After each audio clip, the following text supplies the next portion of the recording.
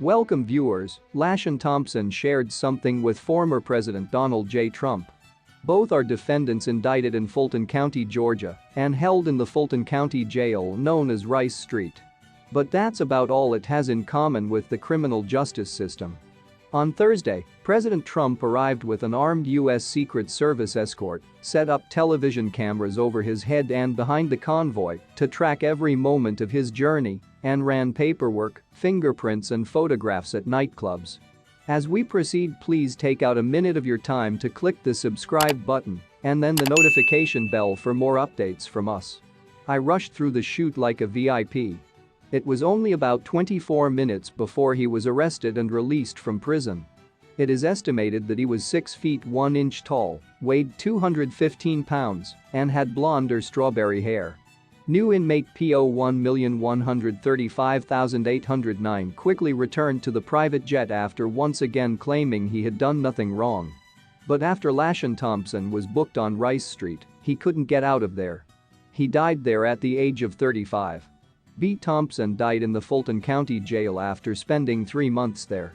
Dehydration, malnutrition, untreated schizophrenia, and severe insect infestation of the body by lice and bedbugs all contributed to his death, according to his forensic autopsy.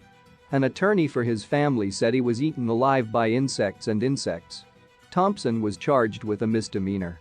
By contrast, Trump faces 41 criminal charges of extortion, a total of 4 separate criminal charges filed by prosecutors at the U.S. Department of Justice, the Manhattan District Attorney's Office, and this time the Fulton County District Attorney's Office. Facing an incident. But the Fulton County case marks the first time that President Trump has witnessed standard fingerprinting procedures and is likely to be photographed as a mugshot. He also has conditions for his release, including bail. Trump did not go through the same appointment process as the other defendants, with either the Justice Department's 2 criminal defense attorneys or the Manhattan District Attorney's Office. In these cases, he had no bail or bail obligation. Perhaps the difference in Georgia lies in the fact that while both New York and the federal system respected defendants who once served as heads of the executive branch, Fani Willis felt no such obligation may have originated from. Alternatively, the difference would be that Trump is currently the defendant facing a total of 91 criminal charges. But whatever the reasons for Georgia's decision, Trump and his supporters say he is a victim of political persecution. With a justice system supposedly liberal and harsh against conservatives, will continue to argue that there are 2 justice systems, that nothing is far from the truth. His 2 systems of justice in practice in our country are that the wealthy with influence go through one of his systems, while the low net worth people with no influence go through an entirely different system. Both systems can cause problems such as the measure of justice is either felony conviction or acquittal, but one system for those who lack influence and wealth only in the system itself is the tool of punishment. A police officer in Antioch, Calif.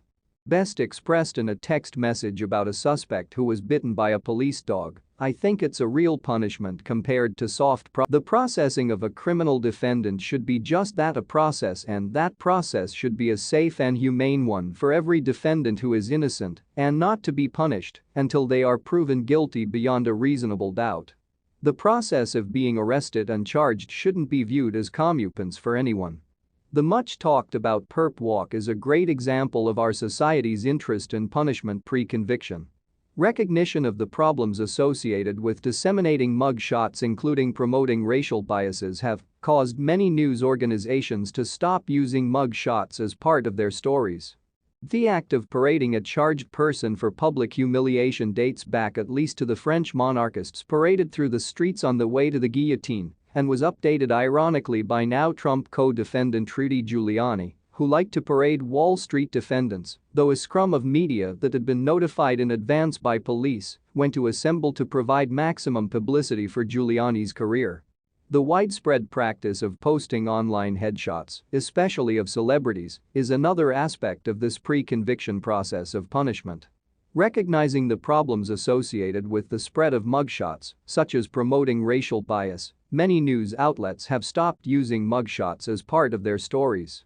But transparent processes like criminal rounds and photo ops can act as a kind of deterrent, showing the public that even the rich and powerful can be brought to justice. In other cases, such as the arrest of dangerous serial killers, such as the Sam's Son murderer in New York and the Night Stalker murderer in Los Angeles, the killer's gang images and mugshots also deter the public from their convictions, help you to safety.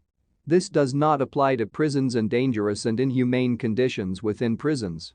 This does not apply to law enforcement abuses. Inhumane prison conditions, even for those awaiting trial or serving sentences, and brutal treatment by law enforcement, including sexual assault and harassment, undermine the criminal justice system.